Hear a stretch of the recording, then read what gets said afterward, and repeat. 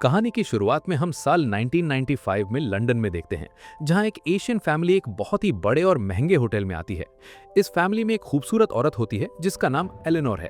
जैसे ही वो होटल के अंदर आती हैं, वो होटल के रिसेप्शनिस्ट से अपना रूम दिखाने को कहती है। लेकिन तभी होटल का मैनेजर बाहर आता है और एलेनोर से बड़े ही बेअदबी के लहजे में कहता है कि हम माफ़ी चाहते हैं, हमारा होटल अभी पूरी तरह से बुक्ड है, आपके लिए कोई रूम अवेलेबल नहीं है। ये सुनकर एलेनोर मैनेजर से फ़ोन यूज़ करने की रिक्वेस्ट करती है ताकि वो बाहर अपने हस्बैंड से बात कर सके। लेकिन मैनेजर ये रिक्वेस्ट भी ठंडे जवाब के साथ मना कर देता है। इसलिए एलेनोर बाहर जाकर अपने हस्बैंड को कॉल करती है। कुछ देर बाद जब वो वापस अंदर आती हैं, तो मैनेजर उन्हें अंदर आने से रोकने की कोशिश करता है और पुलिस बुलाने की धमकी भी देता है। लेकिन तभी ऊपर से होटल का असली मालिक नीचे आता है। वो मैनेजर को सीधा ऑर्डर देता है कि इनकी बेस्ट स्वीट अभी के अभी तैयार की जाए। वो मैनेजर को बताता है कि इन्होंने अभी एलेनोर के हस्बैंड से फ़ोन पर बात की है और वो इसे होटल बेचने वाले हैं। साथ ही वो मैनेजर को बताता है कि एलेनोर ही अब इस होटल की नई लेडी इंचार्ज हैं। ये सुनकर मैनेजर की सारी अकड़ एक पल में ही ध्वस्त हो जाती है। इसके बाद हमें करीब 25 सालों बाद का सीन दिखाया जाता है, जहां हम न्यूयॉर्क में रेचल नाम की एक खूबसूरत और इंटेलिजेंट औरत को देखते हैं। रेचल एक यूनिवर्सिटी में इकोनॉमिक्स और गेम थ्योरी की प्रोफेसर है। वो अपने स्टूडेंट्स को क्लास में पोकर जैसे गेम्स की स्ट्रैटेजीज के जरिए लाइफ के इंपॉर्टेंट डिसीजन समझा रही होती है। रेचल अपनी क्लास में काफ़ी पॉपुलर है और उसके स्टूडेंट्स उसे बहुत पसंद करते हैं। बाद में हम रेचल को एक कैफे में देखते हैं, जहां वो अपने बॉयफ्रेंड निक यंग के साथ बैठी होती है। यहाँ तभी निक रेचल से एक बात कहता है। वो उसे बताता है कि उन्हें साथ डेट किए हुए 1 साल से भी ज़्यादा वक्त हो गया है और उसके बेस्ट फ्रेंड कोलिन की शादी सिंगापुर में होने वाली है, जहां निक खुद बड़ा हुआ था। इसलिए निक रेचल से कहता है कि अब सही वक्त आ गया है कि वो उसकी फैमिली से मिले। ये सुनकर रेचल काफ़ी एक्साइटेड हो जाती है। लेकिन इसी दौरान किसी ने कैफे में उन दोनों की तस्वीर खींच ली होती है और वो फोटो वो अपने कई दोस्तों को भेज देती है। जिसके बाद सोशल मीडिया पर लोग पूछना शुरू कर देते हैं कि ये रेचल कौन है जो निक यंग के साथ है। और ये खबर आखिरकार सिंगापुर पहुंच जाती है, जहां तभी निक की मदर एलेनोर को उसकी फ्रेंड से मैसेज आता है कि क्या उन्हें पता है कि निक कोलिन की शादी पर एक लड़की लेके आ रहा है। ये सुनकर एलेनोर बिना देर किए निक को कॉल करती है। एलेनोर निक से पूछती है कि क्या वो अपनी गर्लफ्रेंड को कॉलिन की शादी पर ला रहा है। निक कहता है कि हाँ, हम इसी के बारे में बात कर रहे थे। लेकिन एलेनोर साफ तौर पर कह देती है कि वो लड़की इस शादी में नहीं आ सकती। ये सुनकर निक को काफी बुरा लगता है, लेकिन एलेनोर का जवाब सुनते ही निक भी चुप हो जाता है। दूसरी तरफ रेचल अपनी माँ से पूछ रही होती है कि शादी में क्या पहने। साथ ही वो अपनी माँ से कहती है कि मुझे निक की फैमिली के बारे में कुछ भी नहीं पता, क्योंकि वो कभी उनके बारे में बात नहीं करता। रेचल की माँ हंसते हुए कहती है कि शायद तेरी बॉयफ्रेंड की फैमिली इतनी गरीब है कि वो शर्मिंदा है। शायद वो अमेरिका में पैसे कमाकर घर भेजने के लिए काम कर रहा है। ये सुनकर रेचल भी हंस देती है। कुछ देर बाद रेचल और निक दोनों एयरपोर्ट पर पहुंचते हैं। रेचल काफी एक्साइटेड होती है, लेकिन तभी एयरपोर्ट पर एक औरत उनके पास आती है और कहती है कि मैं आप दोनों को फर्स्ट क्लास में चेक इन करवा देती हूँ। ये सुनकर रेचल एक पल के लिए रुक जाती है और कहती है कि शायद गलती हुई होगी, हम तो इकोनॉमी में ट्रैवल करने वाले हैं। लेकिन निक मुस्कुराता है और कहता है कि सब ठीक है। और फिर जब ये दोनों प्लेन के अंदर जाते हैं तो रेचल देख के हैरान रह जाती है, क्योंकि ये कोई आम प्लेन नहीं था। ये एक बहुत ही एक्सक्लूसिव और लग्जूरियस प्राइवेट एयरप्लेन था, जिसमें इनके लिए एक पूरा प्राइवेट रूम तैयार किया गया था।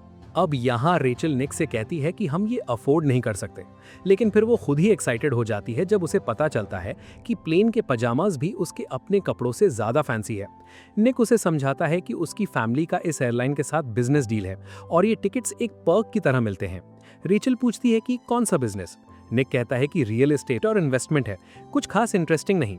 लेकिन हैरान होकर रेचल पूछ ही लेती है कि क्या उसकी फैमिली रिच है। निक कहता है कि वो कंफर्टेबल है। ये सुनकर रेचल हंसती है और कहती है कि ये बिल्कुल वही बात है जो एक बहुत अमीर इंसान कहता है। वो ऐड करती है कि ये कोई बड़ी बात नहीं, लेकिन थोड़ा अजीब ज़रूर लगता है, क्योंकि वो नेटफ्लिक्स पासवर्ड शेयर करते हैं और निक उसी बास्केटबॉल कोर्ट पर खेलता है जहां से थोड़ी बदबू भी आती है। निक जवाब देता है कि मुझे वो जगह पसंद है, लेकिन हाँ, उसकी फैमिली के पास पैसा है, लेकिन वो हमेशा इसे उनका मानता था, अपना नहीं। फिर रेचल उसकी फैमिली के बारे में जानना चाहती है। निक बताता है कि सब फैमिलीज की तरह एक हिस्सा होता है जिससे तुम प्यार करते हो और रिस्पेक्ट करते हो, और दूसरा हिस्सा वो होता है जिससे नहीं।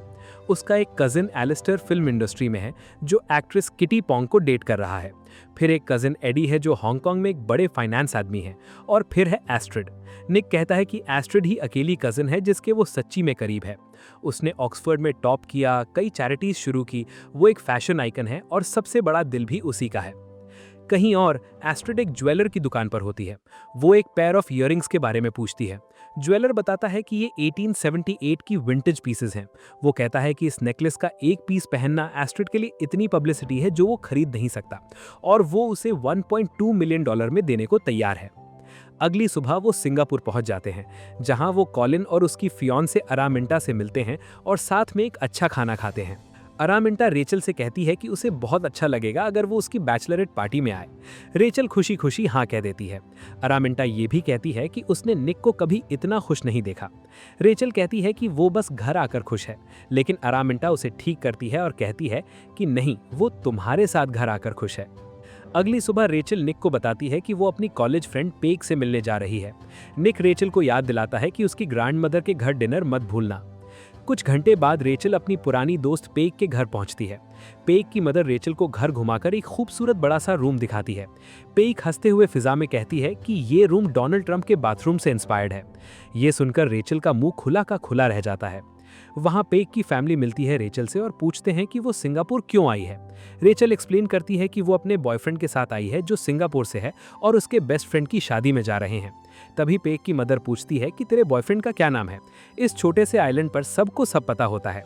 रेचल कहती है कि उसका नाम निक यंग है। ये सुनकर वहां बैठा पूरा परिवार स्टन रह जाता है। वो पूछते हैं कि क्या ये कॉलिन कू की शादी है। तभी पेग के फादर कहते हैं कि सब जानते हैं कूज और यंग्स कौन हैं। ये सिंगापुर, मलेशिया, थाईलैंड और दुनिया के कई दूसरे हिस्सों में सबसे बड़े डेवलपर्स हैं। और पेग अपने फादर की बात बीच में ही काटकर रेचल से पूछती है कि क्या इसे सच्ची में पता नहीं था कि कॉलिन और अरामिंटा की शादी सिंगापुर की वेडिंग ऑफ द सेंचुरी है। बाद में पेग रेचल को बताती है कि यंग्स 1800s में चाइना से आए थे और उन्होंने पूरा सिंगापुर को जंगल से दुनिया की सबसे महंगी जमीन में बदल दिया। उस शाम दोनों पेग की कार में बैठकर यंग फैमिली के बड़े से मैंशन पर जाते हैं। हथियारदार गार्ड्स उन्हें अंदर जाने देते हैं। जैसे ही वो प्रॉपर्टी पर ड्राइव करते हैं, पेग रेचल को बताती है कि ये सिर्फ ये प्रॉपर्टी ही $200 मिलियन की है। ये सुनकर रेचल एक बार फिर से हैरान रह जाती है। जैसे ही वो पहुंचते हैं, निक रेचल को कार से बाहर निकालने में मदद करता है। जैसे ही दोनों किस करते हैं, पेग तवज्जो पाने की कोशिश करती है। घर के अंदर पहुंचते ही पेग फोटोज लेना शुरू कर देती है। रेचल निक से कहती है कि उसने कभी सोचा नहीं था कि वो सच्ची में एक किचन में बड़ा हुआ था जिस जगह का वो जिक्र करता था। एंडार एलेनोर किचन में कुकिंग इंस्पेक्ट कर रही होती है जब ये दोनों अंदर आते हैं। निक रेचल का इंट्रोडक्शन कराता है। एलेनोर उसकी फैमिली के बारे में पूछती है। रेचल एक्सप्लेन करती है कि उसके फादर उसके पैदा होने से पहले ही मर गए। उसकी मदर अमेरिका इमिग्रेट कर आई थी। उसने एक सिंगल मदर की तरह अपनी बेटी को इकोनॉमिक्स प्रोफेसर बनने के सपने तक पहुंचने में मदद की। ये सुनकर एलेनोर ठंडे लहजे से कहती है कि उसकी मदर बहुत ओपन माइंडेड लगती है, सिंगापुर की तरह नहीं जहां पेरेंट्स अपने बच्चों का पूरा फ्यूचर खुद शेप करने में ऑब्सेस्ड रहते हैं। ये सुनकर रेचल को थोड़ा बुरा लगता है। बाद में रेचल और निक एस्ट्रिड और उसके हस्बैंड माइकल से मिलते हैं और तभी कज़न एडी भी आ जाता है, जो अपनी बेअदबी और एटीट्यूड की वजह से जाना जाता है। वो रेचल के साथ भी काफ़ी डिसरिस्पेक्टफुल तरीके से पेश आता है। माइकल निक से दबी आवाज़ में पूछता है कि क्या वो उसे एक बार फेस पर पंच मार सकता है। निक मुस्कुराकर कहता है कि लाइन में शामिल हो जाओ। जैसे ही रेचल निक की फैमिली और फ्रेंड से मिलने में बिजी होती है, तभी एस्ट्रिड एक अलग रूम में होती है जहां माइकल फ़ोन पर किसी से बात कर रहा होता है और उसकी टेक स्टार्टअप में हेल्प ऑफर करती है, लेकिन माइकल ठंडे अंदाज में कहता है कि वो मैनेज कर सकता है। वो ड्रिंक्स लेने का बहाना करके वहां से निकल जाता है। तभी एस्ट्रिड के फ़ोन पर एक मैसेज आता है और ये मैसेज पढ़कर एस्ट्रिड का दिल डूब जाता है। उसे पता चलता है कि माइकल उसे चीट कर रहा है। इसी दौरान रेचल गलती से निक पर ड्रिंक गिरा देती है। जब निक कपड़े बदलने जाता है तो ऑली नाम की एक फ्रेंडली औरत रेचल का साथ देती है। पेग भी वहां आ जाती है और तीनों क्लोथिंग के बारे में बात करने लगते हैं। ऑली हंसते हुए कहती है कि ये दोनों फैबुलस हैं, लेकिन रेचल परेशान सी लगती है। वो ऑली को कहती है कि मुझे लग रहा है सब मुझे ही देख रहे हैं। तभी ऑली मुस्कुराते हुए बताती है कि ये लोग इसलिए देख रहे हैं क्योंकि तुम्हारे पास है क्या, तुमने क्राउन प्रिंस को पकड़ लिया। निक इस फैमिली में सब कुछ इनहेरिट करने की लाइन में सबसे आगे है। जैसे ही ये दोनों निक की ग्रैंडमदर तक पहुंचते हैं, ग्रैंडमदर निक को देखकर बहुत खुश हो जाती है। निक रेचल का इंट्रोडक्शन कराता है। कमरे की दूसरी तरफ एक औरत कहती है कि निक बहुत बदल गया है। ये सुनकर एलेनोर कहती है कि जब बच्चे बहुत देर बाद दूर से वापस आते हैं, वो भूल जाते हैं कि वो कौन है। अगले दिन बैचलर बैचलरेट पार्टी में एरामिंटा रेचल को ग्रीट करती है और कहती है कि वो स्टनिंग लग रही है। रेचल वहाँ एक औरत से मिलती है जिसका नाम अमांडा है, जो यंग कॉर्पोरेशन के लिए लॉयर का काम करती है। अमांडा इतनी इनोसेंट भी नहीं है, ये तो हमें आगे ही पता चलेगा। वहीं पार्टी में एक आदमी बर्नार्ड अपने अंदाज में अनाउंसमेंट करता है कि आखिरकार पार्टी पर आ ही गए। वो कहता है कि इसे मुमकिन करने में उस जैसे मास्टरमाइंड का वक्त लगता ही है। उस रात कुछ लोग निक और कॉलिन की गर्लफ्रेंड्स का मजाक उड़ाने लगते हैं। ये सुनकर कॉलिन निक से कहता है कि उन्हें यहाँ से निकलना होगा। अगली सुबह एरामिंटा चिल्लाते हुए अनाउंस करती है कि उन्होंने इस आइलैंड की सारी क्लोथिंग स्टोर्स खाली करवा दी हैं और जो चाहते हो ले सकते हो। अमांडा हंसते हुए कहती है कि रिच लोगों को फ्री कपड़ों से ज्यादा कोई चीज पसंद नहीं होती। कहीं और निक और कॉलिन एक सिंपल बियर के साथ बैठे हैं। निक कॉलिन को एक रिंग दिखाता है। वो रेचल से शादी के लिए प्रपोज करने की प्लानिंग कर रहा होता है। ये देखकर कॉलिन अपने दोस्तों के लिए बहुत खुश हो जाता है। स्पा में अमांडा रेचल को बताती है कि वो और निक पहले साथ थे, लेकिन अब ये पुरानी बात है। हालांकि एलेनोर निक की मदर चाहती थी कि वो दोनों शादी करें। ये सुनकर रेचल को थोड़ी बेचैनी होती है। वहीं निक से कॉलिन पूछता है कि वो दोनों कैसे मैनेज करेंगे। निक को सिंगापुर में कंपनी संभालनी है और रेचल का न्यूयॉर्क में काम है, लेकिन निक को यकीन है कि वो दोनों कोई ना कोई रास्ता जरूर निकाल लेंगे। लेकिन अमांडा रेचल के पास वापस जाती है और कान में कहती है कि उसे बहुत संघर्ष करना होगा। एलेनोर बिल्कुल उसकी तरफ नहीं है। ये सुनकर रेचल जाने लगती है और जाते जाते वो सुन लेती है कि कुछ औरतें उस बारे में बुरी बातें कर रही हैं। वो एस्ट्रिड से टकरा जाती है। एस्ट्रिड पूछती है कि वो कैसे है, लेकिन रेचल कुछ जवाब देने की हालत में नहीं होती। अपने रूम में वापस आने पर रेचल अपने बेड पर एक मुर्दा मछली देखती है जिसमें लेटर्स और खून से लिखा था कि वो गोल्ड डिगर है। ये देखकर रेचल सब कुछ समझ जाती है कि आज की रात क्या कुछ हुआ है। उस रात वो दोनों मछली दफनाते हैं। एस्ट्रिड उसके पास आती है और उसे दिलासा देती है कि चीजें बेहतर हो जाएंगी। रेचल देखती है कि एस्ट्रिड भी परेशान लगती है। वो पूछती है कि क्या सब ठीक है। कुछ देर बाद एस्ट्रिड रिवील करती है कि चीजें इतनी अच्छी नहीं है। उसका हस्बैंड माइकल अफेयर कर रहा है। ये सुनकर रेचल का दिल एस्ट्रिड के लिए दर्द से भर जाता है। वीकेंड के बाद रेचल निक को बताती है कि वो ऐसा फील कर रही है जैसे कोई विलन हो जो उनकी फैमिली की दौलत छुड़ाने निकला हो। वो मुर्दा मछली और खून से लिखे लेटर्स का जिक्र करती है। वो कहती है कि मुझे उसकी एक्स गर्लफ्रेंड की या दूसरी औरतों की सारी हरकतें कबूल हैं, लेकिन उसने मुझे इस सब के लिए तैयार नहीं किया। निक माफी मांगता है, लेकिन वो कहता है कि उसे रेचल से प्यार इसलिए है क्योंकि वो सबसे अलग है, क्योंकि उसे निक की फैमिली या फैमिली फॉर्चून की कोई परवाह नहीं। निक कहता है कि मुझे माफ करो कि तुम्हें अकेले डील करना पड़ा, लेकिन मैं अब यहाँ हूँ और अब से हम साथ मिलकर निकालेंगे। अगले दिन ये दोनों एस्ट्रिड और ओली के साथ डम्पलिंग्स बना रहे होते हैं। एलेनोर और उसकी फ्रेंड्स भी वहाँ हैं। रेचल खुशी से कहती है कि इन्हें इस तरह देखना बहुत अच्छा लगता है। वो बताती है कि बचपन में सिर्फ उसकी माँ ही थी, उसे वो पसंद था, लेकिन ऐसे एक बड़ी फैमिली होना भी अच्छा होता। तभी रेचल एलेनोर की वेडिंग रिंग देखती है और कहती है कि ये सबसे खूबसूरत रिंग है जो उसने कभी देखी है। एलेनोर एक्सप्लेन करती है कि निक के फादर ने ये रिंग उसे प्रपोज करते वक्त खास बनवाई थी। अचानक निक की ग्रैंडमदर उनके साथ शामिल हो जाती हैं। जब वो देखती हैं कि निक रेचल को उनकी फैमिली की पुरानी डंपलिंग ट्रेडिशन में लाया है तो वो बहुत खुश होती हैं। वो कहती हैं कि रेचल सच में बहुत क्यूट लगती है, लेकिन फिर वो एलेनोर को बताती हैं कि उसके डंपलिंग्स उतने अच्छे नहीं लग रहे। बाद में एलेनोर रेचल के पास आती है। वो उसे वेडिंग रिंग के बारे में और डिटेल से बताती है। वो कहती है कि निक के फादर ने ये रिंग खुद बनवाई थी क्योंकि निक की ग्रैंडमदर उन्हें फैमिली की असली रिंग देना नहीं चाहती थी। एलेनोर बताती है कि उसे निक के फादर से शादी करने की इजाज़त नहीं थी। वो गलत फैमिली से आई थी और उसके पास सही कनेक्शंस नहीं थे। उम्मीद के मुताबिक बनने के लिए कई सालों की मेहनत और बहुत बड़ी कुर्बानियां लगी, लेकिन आखिर में एलेनोर ठंडे लहजे में कहती है कि इतना सब झेलते हुए मुझे एक बात समझ में आ गई है कि तुम कभी काफ़ी नहीं होगी। ये सुनकर रेचल का दिल टूट सा जाता है, लेकिन वो चेहरे पर कुछ जाहिर नहीं होने देती। होटल वापस जाते हुए निक पूछता है कि क्या रेचल ठीक है। वो कहती है हाँ, वो ठीक है। निक कहता है कि उसकी माँ थोड़ी सख्त हो सकती है, लेकिन वो हमेशा मेरे ही भले के लिए सोचती है। अगले दिन रेचल पीक को बताती है कि एलेनोर ने क्या कहा। वो कहती है कि मुझे शायद कॉलिन और एरामिंटा की शादी ही छोड़ देनी चाहिए ताकि कोई ड्रामा ना हो, लेकिन पीक उसे रोकती है। वो कहती है कि तुम बस डर गई हो। बात एलेनोर को अपनी तरफ करने की नहीं है, बात यह है कि तुम उसे रिस्पेक्ट दिलाओ अपने दम पर। एक स्मार्ट सोफिस्टिकेटेड प्रोफेसर हो तुम गेम थ्योरी की, इस ताकत को इस्तेमाल करो। ये सुनकर रेचल के अंदर कुछ जाग उठता है। वो कहती है कि तुम बिल्कुल सही कह रही हो। जिसके बाद पीक, रेचल और ओली मिलकर एक ड्रेस टेस्ट करवाते हैं ताकि वो शादी के लिए सबसे परफेक्ट ड्रेस चूज कर सकें। अगला सीन है शादी का दिन। दुनिया भर के गेस्ट्स, फ्रेंड्स और फैमिली आ रहे हैं। प्रेस भी हर जगह नजर आ रही है। तभी रेचल दिखती है और ओली उसे तवज्जो दिलवाने में मदद करती है। ये देखकर अमांडा जेलस और गुस्से में आ जाती है। कहीं और माइकल एस्ट्रिड को बताता है कि उसका एक इंपॉर्टेंट डील है उस दिन जब उनके बेटे का बर्थडे भी है। एस्ट्रिड कहती है कि किसी और को हैंडल करने दे, लेकिन कोई जवाब न मिलने पर एस्ट्रिड उसे सीधा कन्फ्रंट करती है। वो कहती है कि मुझे पता है तुम अफेयर कर रहे हो, लेकिन मैं शादी खत्म होने तक वेट करना चाहती थी। माइकल परेशान हो जाता है। वो कहता है कि उसे लगता था उसकी अपनी जिंदगी ही मैटर नहीं करती। रेचल के पास इतना पैसा है कि वो जो दे सकता था वो तो उसे पहले से था। वो हमेशा कमरे की सबसे परफेक्ट गर्ल होती है, ये कहकर वो चला जाता है। ये सुनकर एस्ट्रिड की आंखों में आंसू आ जाते हैं। इसी दौरान चर्च में एक औरत एलेनोर को बताती है कि उन्होंने इस शादी पर $40 मिलियन खर्च किए हैं। दूसरी औरत कहती है कि इतना ज़्यादा क्यों, 20 मिलियन काफ़ी थे। तभी वो देखती हैं कि एक और खास गेस्ट आ रही है। एलेनोर बताती हैं कि वो बहुत विशियस है, उसने पूरा रास्ता खुद के लिए बुक कर रखा था। जब रेचल उस जगह आती है तो वो उस औरत के पास जाती है और उसे प्रिंसेस एंटन कहकर ग्रीट करती है। वो बताती है कि उसने एशियन इकोनॉमिक्स जर्नल में उनका आर्टिकल पढ़ा और फिर ये दोनों इकोनॉमिक्स के बारे में बात करने लगते हैं। ये देखकर एलेनोर काफ़ी हैरान हो जाती है।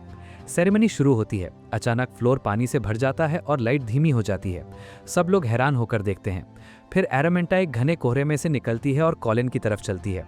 ये नज़ारा देखकर सबकी आंखें भर आती हैं। इस पूरे वक्त रेचल निक की तरफ देखती है। वो वापस देखता है। वो दोनों खामोशी में एक दूसरे से बहुत कुछ कह देते हैं। आफ्टर पार्टी पूरे जोश में है। निक रेचल को डांस फ्लोर पर बताता है कि वो हर तरह से एक्स्ट्राऑर्डिनरी है। कॉलिन और एरामिंटा दोनों उन्हें कहते हैं कि पार्टी खुद नहीं डांस करेगी। एलेनोर पोली को कहती हैं कि जाके संभाल। कुछ पल बाद जैसे ही म्यूजिक धीमा होता है, रेचल खुशी से निक से कहती है कि वो चाहेगी कि वो हमेशा टक्स ही पहने। बाद में रेचल और निक को बताया जाता है कि ग्रैंडमदर उनसे बात करना चाहती हैं।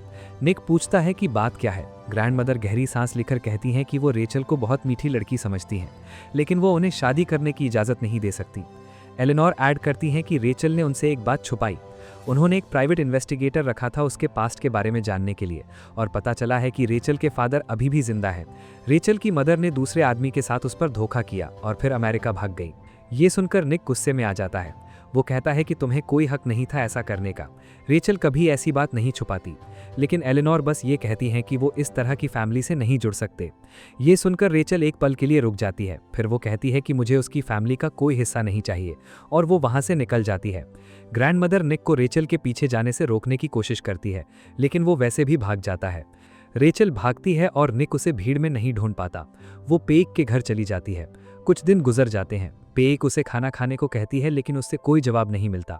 निक उसे बार बार कॉल करने और मैसेजेस करने की कोशिश करता है, लेकिन रेचल फ़ोन उठाना ही नहीं चाहती। अचानक 2-3 दिन बाद पेक आती है और कहती है कि उसकी माँ आई हैं। ये सुनकर रेचल की आंखों में राहत आती है। बाद में रेचल अपनी माँ से पूछती है कि उसने उसके फादर के बारे में क्यों नहीं बताया। उसकी माँ बताती है कि उसका हस्बैंड कोई अच्छा आदमी नहीं था। वो आदमी था जिसने उसे बहुत हर्ट किया। उसकी स्कूल की एक खास सहेली ने उसकी मदद की। वो उस सहेली की जगह उसके बेबी से प्रेग्नेंट हो गई।